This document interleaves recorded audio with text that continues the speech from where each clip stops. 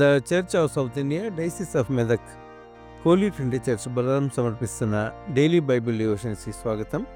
నేటి అనుదిన వాక్య ధ్యానాల్లో సులువుగా చిక్కులబెట్టు పాపమును విడిచిపెట్టుట, laying aside every sin which easily beset us అనే అంశంపై మన ప్రియులు పెద్దలు శ్రీమతి జె పద్మలలిత జనార్దన్ గారు అందించే దైవ సందేశాన్ని విందాం. సందేశానికి ముందుగా ఈ భక్తి గీతం.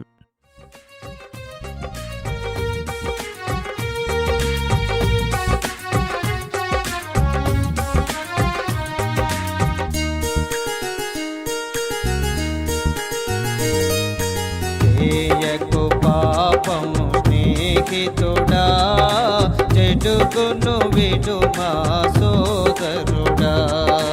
చేయకు పాపము స్నేహితుడా, చెడుగును విడు మా సోదరుడా.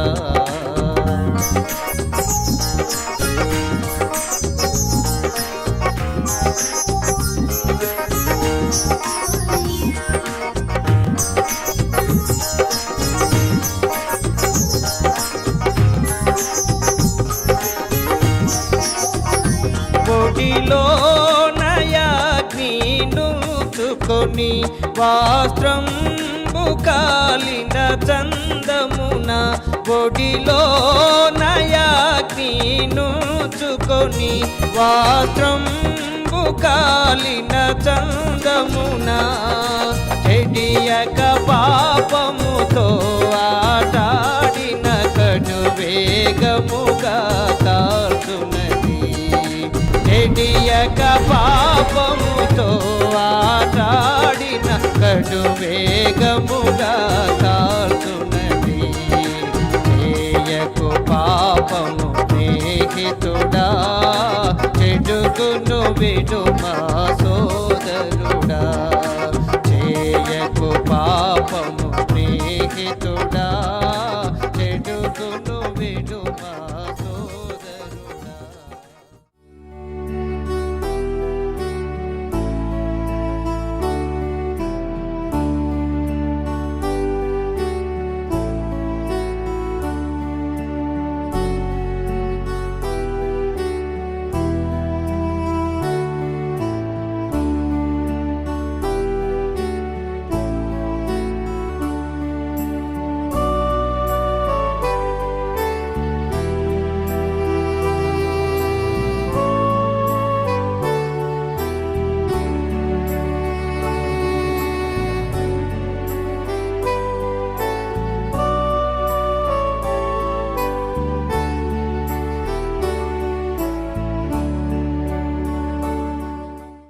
అనుదిన దైవ ధ్యానాలకు స్వాగతం.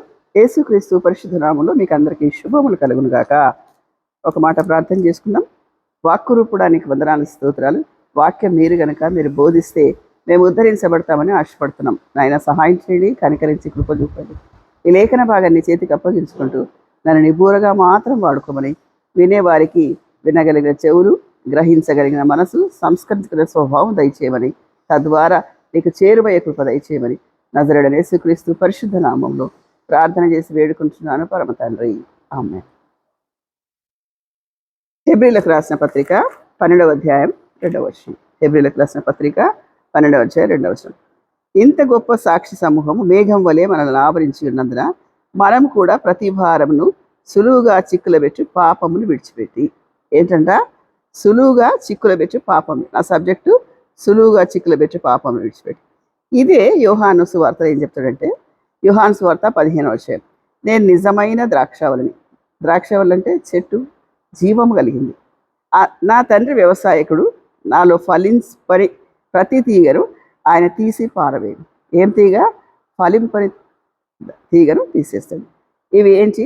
ఏం విడిచిపెడితే మన ఆత్మీయ ఎదుగుదల అనే మాటలు కొంచెంసేపు ధ్యానం చేద్దాం. ఏం విడిచిపెట్టాలా? ఏం విడిచిపెడితే నువ్వు స్పిరిచువల్ గ్రోత్ వస్తుంది నీకు అంటే, మొట్టమొదటిది గతాన్ని విడిచిపెట్టాలి. ఏం విడిచిపెట్టాలా? గతాన్ని విడిచిపెట్టాలి. ఎవరైనా అలా విడిచిపెట్టారంటే చూద్దాం. ఇంకొకటి అతిక్రమను విడిచిపెట్టాలి. సామెతల గ్రంథం 28:13 ఉంది. అతిక్రమను ఒప్పుకొని విడిచిపెట్టేవాడు వార్తిల్లుతాడు. తర్వాత గర్వం విడిచిపెట్టాల, అబద్ధం విడిచిపెట్టాల, చెడుతనం విడిచిపెట్టాల, వ్యర్థమైన విడిచిపెట్టాలి. ఇవి సింపుల్గా కొన్ని మాత్రం క్రోడీకరించిన చాలా వచ్చాయి నాకు. మొదటి గతాన్ని విడిచిపెట్టాలి. గతం అంటే గతంలో నేను పాపినై ఉంటిని, గతంలో నేను మోసపోతిని, ఇలాంటివన్నీ విడిచిపెట్టాలి యేసులోకి వచ్చిన తర్వాత. అవి విడిచిపెట్టాల్సినవి. రాహాబు ఎరికో ప్రాకారాల మీద ఉండే వేశ్య. రాహాబు అంటే విశాలత అని అర్థం. ఆమె ఏం విడిచిపెట్టింది? వేగుల వారికి ఆశ్రయం ఇచ్చి వేగుల వారి దగ్గర ఒక మాట, ఆమె ఏ ఉద్యోగ కూటాలకు వెళ్ళలేదు, ఏ ప్రార్థనకి వెళ్ళలేదు, వాక్య పఠనం చేయలేదు. మనమైతే వాక్యాన్ని పఠిస్తాం, పాటిస్తాం, ప్రకటిస్తాం, అయినా లోపాలు ఉంటాయి. ఈమె ఏ ఉద్యోగ సభలకు వెళ్ళలేదండి, కానీ దేవుని గురించి విన్నది. వినటం వలన విశ్వాసం కలుగుదని రోమాపత్రిక ఉంటుంది. ఏం వినాలా? దేవుని వాక్యం వినాలా. ఏం విన్నది ఆమె? ఎర్ర సముద్రమును పాయలుగా చేశాడు. ఆయన మహోన్నతుడైన దేవుడు, ఆయన ఆశ్చర్యకరుడని విన్నది. ఆమె వృత్తి ఏంటండి? వేశ్య. అందుకే దేవుడు అంటాడు, వేశ్యలకైనా పరలోకంలో స్థానం ఉంది కానీ వేషధారులకు లేదు, నటించే వారికి ఉండదు. ఈమె ఎరికో ప్రాకారాల మీద గూడు కట్టుకుని ఉన్నది. వేగుల వారు వచ్చినప్పుడు వారికి ఆశ్రయం ఇచ్చి వాళ్ళ దగ్గర కేవలం రక్షణ కొరకు మాత్రం వాళ్ళు నాపింది. ఆమె మాట్లాడి సంభాషణ మొదలుపెట్టి మనకంతా తెలుసు. యెహోషువ గ్రంథం 2వ అధ్యాయంలో తొగరు దారం ఒకటి ఇచ్చి ఆ కిటికీకి కట్టినప్పుడు ఏమవుతుంది? అక్కడ తనగాక తన అక్క చెల్లెలు అందరూ రక్షింపబడతారు. మనం అభివృద్ధి చెందితే చాలు, మనం బాగైతే చాలు అని అనుకునే కాలంలో మనం ఉన్నాం. స్వార్థప్రియులు ఉంటారు, అంత్యకాలంలో ఉంది. కానీ రాహాబు ఆమె గతాన్ని విడిచిపెట్టి యేసుక్రీస్తు వంశావళిలో చేర్చబడింది. దేవుడు ఎవరిని ఎక్కడ విడిచిపెట్టే దేవుడు కాదు. ఆయన పేరిట గిన్నెడ మంచిలు ఇచ్చినా జ్ఞాపకం చేసుకుంటాడు. తర్వాత దావీదు గతాన్ని విడిచిపెట్టాడు. దావీదు ఆయన రాజు, ప్రజల క్షేమాన్ని చూడడం రాజు విధి. అయితే ఆయన సమూయేలు మొదటి గ్రంథం 11వ అధ్యాయం ఉంటుంది. ఏంటంట? వసంతకాలమున ఎక్కడ నిలబడ్డాడు? మిద్దె మీద నిలబడ్డాడు. అంట నిలబడని చోట నిలబడ్డాడు, అసమయానికి నిలబడ్డాడు. ఎవరైనా చనిపోతే మనం పెద్ద మనుషులు అయితే మనకి ఏమనిపించదు, అకాల మరణం అయితే చాలా బాధితుంది. ఎందుకు అకాల మరణం అయింది? మొన్న మా దగ్గర 46 ఇయర్స్ అబ్బాయి చనిపోయాడు. ఇక్కడ సమయంలో మిద్దె మీద నిలబడ్డప్పుడు బెత్షెబా కనిపిస్తుంది. తనతో భయంకరమైన పాపం చేస్తాడు, అది కప్పిపుచ్చుకోవాలని ప్రయత్నం చేస్తాడు. నేను రాజును కదా, ఎవరికి తెలియదు అనుకుంటాడు. కానీ దేవుడు తన బిడ్డలను విడిచిపెట్టకుండా తనకు కొన్ని మార్గాలు ఉంటాయి. మెథడాలజీ ఏంటంటే ప్రవక్త ద్వారా పంపిస్తాడు. నాతాను ద్వారా చెప్పినప్పుడు ఒక ఉపమాన రీతిగా చెప్పేసి ఒక మాట ఏం చెప్తాడంటే, ఆ మనుషుడు నీవే. ఎముకలన్నీ విరిగిపోయింటచ్చు ఒక్కసారి ఆ మాటకి కదా. ఆ మనుషుడు నీవే, నీ దగ్గరికి వస్తే బుకాయిస్తావా? దేవుడు అంటే ఏం చేస్తావు? అయితే దావీదు 51వ కీర్తన రాస్తాడు, దేవా నన్ను కరుణించము, నీ వాత్సల్య బాహుల్యం చొప్పున నన్ను కరుణించు దేవా. ఇంకొక మాట ఏంటంటే, నా పాపం ఎల్లప్పుడూ నా ఎదురుంది, నేను పాపాన్ని మర్చిపోలే, ఎలా పాపం చేసిన ప్రొసీజర్ అంతా గుర్తుంది నాయన అంటాడు. అందుకు రక్షింపబడతాడు. తర్వాత పాపంలో పట్టబడే స్త్రీ, యోహాను సువార్త 8వ అధ్యాయం ఉంటుంది. అందరు వస్తారు రాళ్ళు కొట్టి. ఆ కాలం ధర్మశాస్త్రీయులు పాపంలో పట్టబడే స్త్రీ రాళ్ళతో కొట్టబడి చంపాలి, కొట్టి చంపేయాలి. అలాంటి ధర్మశాస్త్రీయులు పట్టుకొచ్చి యేసుక్రీస్తు వేస్తే, మీలో ఎవరైనా పాపం లేకపోతే ఒక రాయి వేయండి అంటే ఎవ్వరూ వెయ్యరు. ఈ కాలం అయితే మేము ఇలాంటి పాపం చేయలే, ఈ ప్రత్యేకమైన పాపం చేయలే, కానీ మేము డిఫరెంట్ పాపం చేసాం, మాకు చాలా తక్కువ అనుకుంటారు. కానీ ఆ పాపం చేసిన స్త్రీని తీసుకుని ఏమంటాడు యేసయ్య, ఇక పాపం చేయకు, ఇన్స్ట్రక్షన్ అంతే. కాబట్టి వీళ్ళు గతాన్ని మర్చిపోయారు. ఇంకేం విడిచిపెట్టాలా? అతిక్రమం విడిచిపెట్టాలి. క్రమము గాంది అతిక్రమం. ఏది క్రమము? ఇప్పుడు చర్చ్ 7 గంటలకు ఉంటుంది, 8 గంటలకు వస్తే క్రమమా? అతిక్రమం. అది దేవుడు చేయాల్సిన పనులు, యాజకుడు చేయాల్సిన పనులన్నీ వేరే వాళ్ళు చేస్తే కూడా ఏమవుతుంది? అది అతిక్రమం అవుతుంది అన్నమాట. అయితే ఈ అతిక్రమం ఎలాగా? లూకాసు వార్త 13:27లో ఒక మాట ఉంది. లూకాసు వార్త 13వ అధ్యాయం 27 వచ్చింది. అప్పుడు ఆయన, మీరు ఎక్కడి వారో మిమ్మల్ని ఎరగరని మీతో చెప్పుచున్నాను, అక్రమం చేయి మీరందరూ నా యొద్ద నుండి తొలగిపోండి. దేవా నీ పేరట మేము దయ్యాలను వెలగొట్టమంటే మీరు అక్రమం చేశారు, మీరు విధానం వేరే చేశారు. మీరు ఏమంటాడో దేవుడు ఇక్కడ ఏమేమి చేస్తున్నారో ఇక్కడ చేసే సువార్థికులను చూస్తే నాకు చాలా విచిత్రమైన, ఒకరు కర్చిప్స్ అయితే, ఒకరు రకరకాల, ఇప్పుడు వేదిక మీద చెప్పకూడదు కానీ చాలా ట్రిక్కులు చేస్తున్నారు. దేవుడు చూస్తే స్కెవా ప్రధాన యాజకుడు ఉంటాడు, ఆయన కుమారులు పౌలులాగా మేము చేస్తామన్నప్పుడు పౌలు ఎవరో తెలుసు, నువ్వెవరో తెలుసు అంటారన్నమాట. అక్రమము చేయకూడదు. నిర్గమకాండము 23:20 ఈ మాట నాకు చాలా ఇష్టం. 23:21 ఆయన సన్నిధి జాగ్రత్తగా నుండి ఆయన మాట వినవలెను. ఏమి వినాలా? ఆయన మాట వినాలి. కాబట్టి అతిక్రమము విడిచిపెట్టాలి. ఇంకొకటి గర్వం విడిచిపెట్టాలండి. గర్వం చాలా చాలా భయంకరమైందండి. ఆ గర్వం మనకు తెలియకుండానే వచ్చేస్తుంటుంది. అది ఎంత భయంకరంగా వస్తుంటుంది అంటే ఆ గర్వము నాకు వచ్చిందా అనేదాకా మనకు తెలియదు. ఎప్పుడు వస్తుంది? నీ మాటను బట్టి తెలుస్తుంది. అయితే ఈ శరీర కార్యాల్లో ఉంటుంది గలతీ పత్రికలో మత్సరం అనే ఒక మాట. ఆ మత్సరం అనే మాటకు అర్థం ఏమిటంటే ఆ గర్వానికి కొంచెం ఇంకెక్కువ అనమాట. అది ఎలా ఎలా గర్వానికి ఎక్కువ అనే మాట చూస్తే మనం ఎట్లుంటుందంటే, గర్వం మామూలుగా వాళ్ళ మాటలు లేకపోతే మనుషులు లక్ష్య పెట్టకపోవడం అలా అని తెలుస్తుంది. కేర్ చేయరు మనల్ని, లేకపోతే మనల్ని ఇగ్నోర్ చేస్తుంటారు అనమాట. అలా కాకుండా ఇంకా కొంచెం ఎక్కువ. ఎలా ఎక్కువ ఉంటుందంటే, గర్వం వచ్చిన వాళ్ళు ఎలా మాట్లాడతారంటే, ధనమెచ్చిన మదమెచ్చుండు, మదమెచ్చిన మానక మత్సరం వచ్చుండు. ఏమొస్తుందంట? ధనం వస్తే మదం వస్తుందంట. తెలుగులో చాలా భయంకరంగా ఉంది, కానీ మదం అంటే కొలెస్ట్రాల్ ఎక్కువైనట్టేమో కదా. అది ఎంత భయంకరం అది. అది మదం ఇస్తే వాడెంత, వాడి బతికెంత అని ఎంత దారికి వస్తారన్నమాట. కాబట్టి కానీ కొలెస్ట్రాల్ ఎక్కువ టాబ్లెట్లు బింగి చచ్చిపోతుంటాం, అది తెలియదు వాళ్ళకు. కానీ ఏమంటే దేవుడు ఏమంటాడంటే, ధనమెచ్చిన మదమెచ్చుండు, మదమెచ్చిన మానక మత్సరం వచ్చుండు.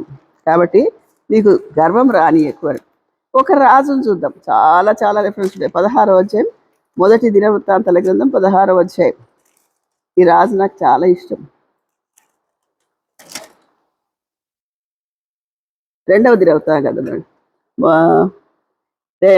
దినవృత్తాంతాల గ్రంథం 26వ అధ్యాయం. రెండవ దినవృత్తాంతాలు 26.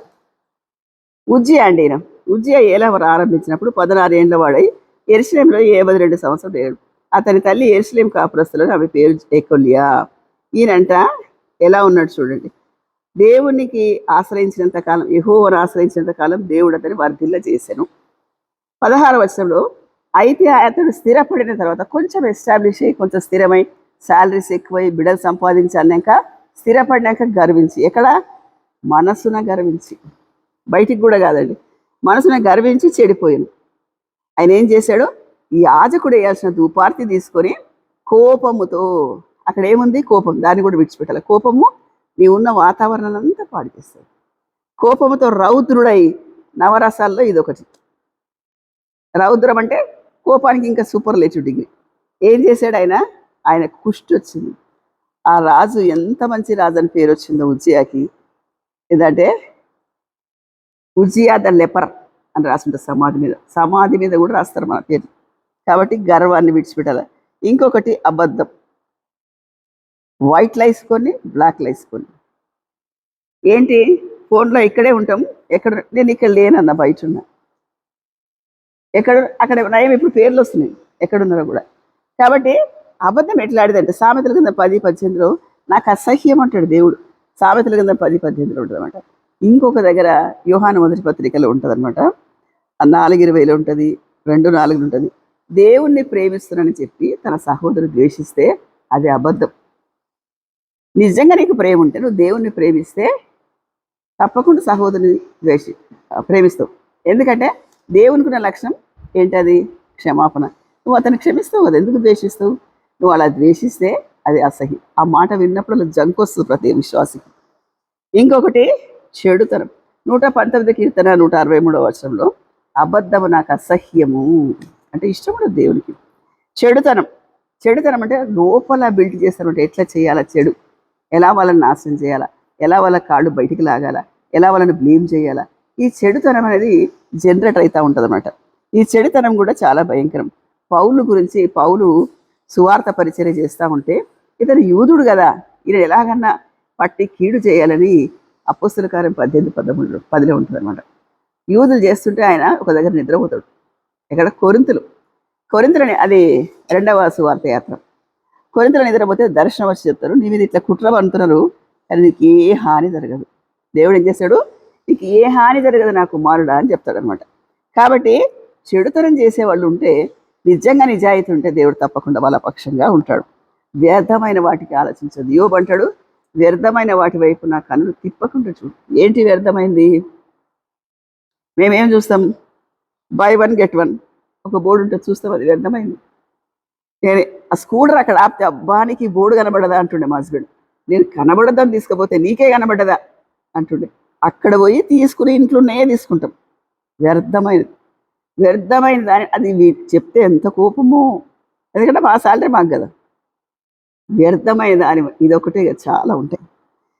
తర్వాత ఇవన్నీ విడిచిపెడితే నువ్వు స్పిరిచువల్గా గ్రోత్ అవ్వు, ఫైనాన్షియల్గా గ్రోత్ అవుతావు.